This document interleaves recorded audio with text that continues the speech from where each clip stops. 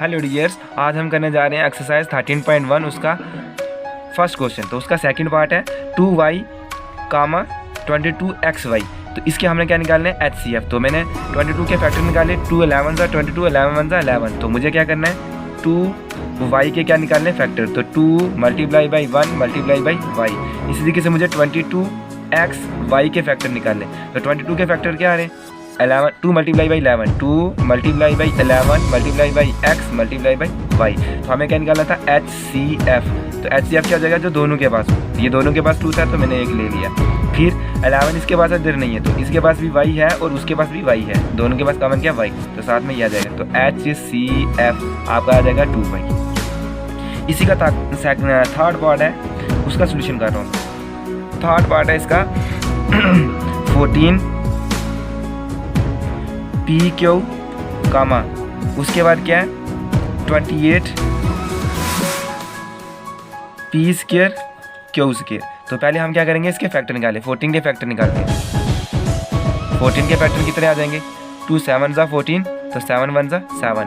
28 के फैक्टर क्या आ जाएंगे, 2 14 ज़ा 28, 2 7 ज़ा 14 और 7 1 ज़ा 7। तो आपने 14 पी क्यू के फैक्टर क्या निकाले, 14 के, ये 2 मल्टीप्लाई बाई 7, 2 मल्टीप्लाई बाई 7, साथ में पी साथ में क्यू। इसी तरीके से 28 पी स्क्वायर क्यू स्क्वायर, 28 के ये निकाले हमने, 2 multiply by 2 multiply by 7। P का स्क्वायर मतलब पी को आपने 2 बार लिखना है, क्यू का स्क्वायर तो क्यू को भी आपने 2 बार लिखना है। उसके बाद क्या निकालना है, HCF, जो दोनों के पास, तो दोनों के पास था तो 2 1 ले लिया। उसके बाद इसके पास आता है, इसके पास आता है, दोनों से कॉमन यही था तो मैंने 7 ले लिया। इसके पास P है और इसके पास भी P है तो 1 P ले लो। उसके बाद इसके पास Q है और इसके पास भी एक Q है तो 1 Q ले लो। तो आपका HCF क्या हो जाएगा, HCF। तो 7 2 ज़ा 14 P Q, ये आपका HCF, यही आपका आंसर आ जाएगा। फोर्थ पार्ट उसका सोल्यूशन है, देखो 2x, इसके फैक्टर क्या देंगे, 2 multiply by x, 3x square.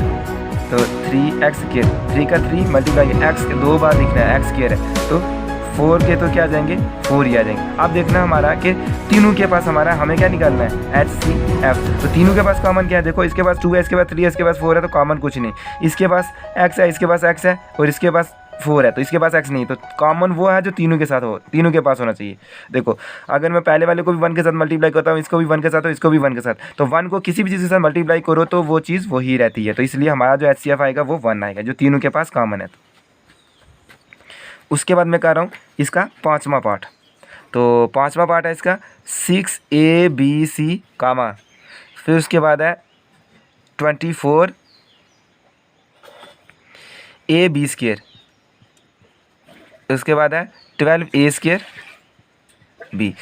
अब इसके हम फैक्टर निकालेंगे। देखो सोल्यूशन करते हैं, सॉरी 6ABC, इसके फैक्टर क्या होंगे, 6 के फैक्टर 2 मल्टीप्लाई बाई 3, तो multiply by A multiply by B multiply by C।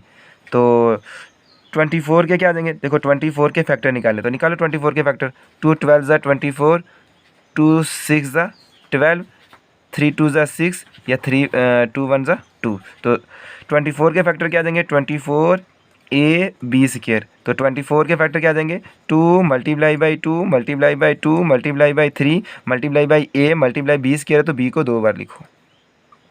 उसके बाद क्या है 12 के, तो 12 A स्क्वायर B के फैक्टर क्या हो जाएंगे, 12 का क्या हो जाएगा, 2 मल्टीप्लाई बाई 3 मल्टीप्लाई बाई 2, तो A का A तो B मतलब सॉरी A 2 बार तो A हो जाएगा तो B का B। अब हमें क्या निकालना है, HCF, जो तीनों के पास कॉमन होगा। तो तीनों के पास क्या कॉमन है, देखो इसके पास 2 है, इसके पास 2 है, इसके पास 2 है, तो तीनों के पास 2 है तो एक 2 ले लिया। इसके पास 3 है, इसके पास भी 3 है, इसके पास भी 3 है, तो सबके 3 ले लिया तो एक 3 आ जाएगा। इसके पास भी 2 है, इसके पास है, इसके पास नहीं, A इसके पास भी है, इसके पास भी है, इसके बाद तीनों के पास है तो एक A ले लिया। इसके पास A है, इसके पास है, इसके पास अच्छा ये तीनों से हो गया, तो इसके पास A है, इसके पास B है, इसके पास B है, इसके पास B है, तीनों के पास B है तो एक B ले लिया। तो क्या जाएगा, मल्टीप्लाई बाई B। तो आपका HCF जो हो जाएगा 3 2 6 AB। तो आपका क्या आ जाएगा, इसका 6AB।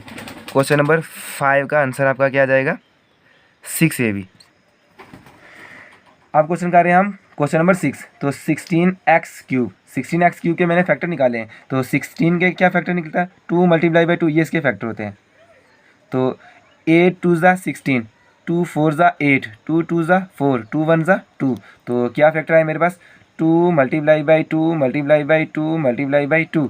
तो साथ में x³ तो x को आपने कितने बार लिखना है, 3 बार, तो 3 बार लिख दिया। उसके बाद क्या, -4x², 4 के फैक्टर 2 × 2, साथ में माइनस का माइनस, तो x³ है तो x को कितनी बार लिखना आपने, 3 बार।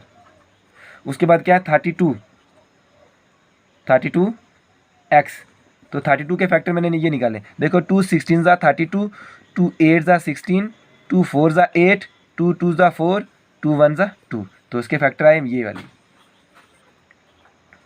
2 × 2 × 2 × 2 2 मल्टीप्लाई बाई साथ में एक एक्स है तो एक्स।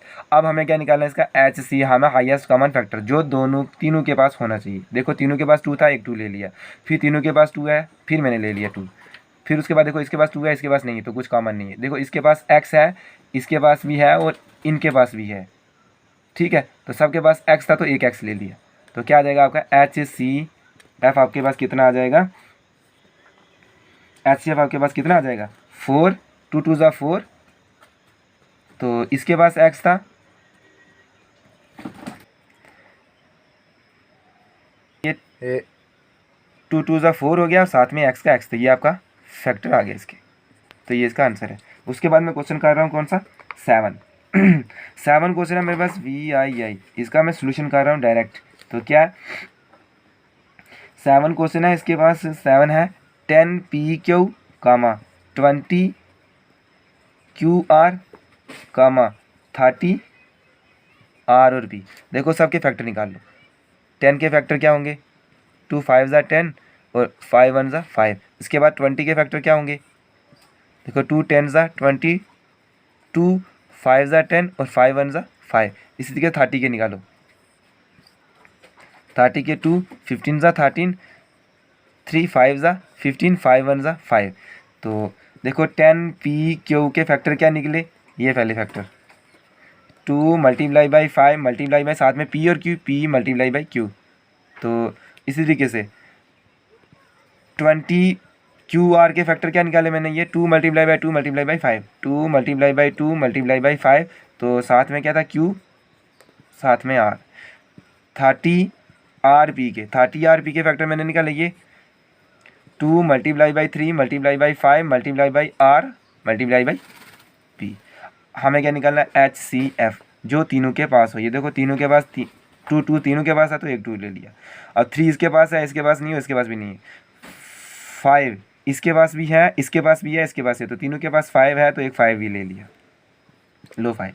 इसके पास R है, इसके पास R है, इसके पास नहीं है, इसके पास भी तो कुछ नहीं। तो आपका मतलब HCF जो होने वाला वो कितना है, HCF 2 5 ज़ा 10। तो ये आपका आंसर। तो इस चैप्टर के एक क्वेश्चन बच चुका है, एक पार्ट इसका बच चुका है तो वो है,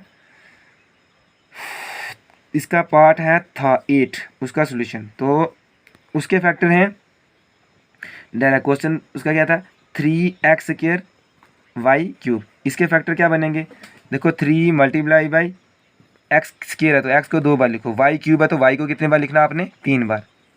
उसके बाद क्या काम इसका था 10x³ y²। तो 10 के फैक्टर क्या हो सकते हैं, 2 × 5, तो x³ है तो x को कितनी बार लिखना आपने आप, 3 बार। तो y आपका 2 बार है, y² है तो y 2 बार आ जाएगा।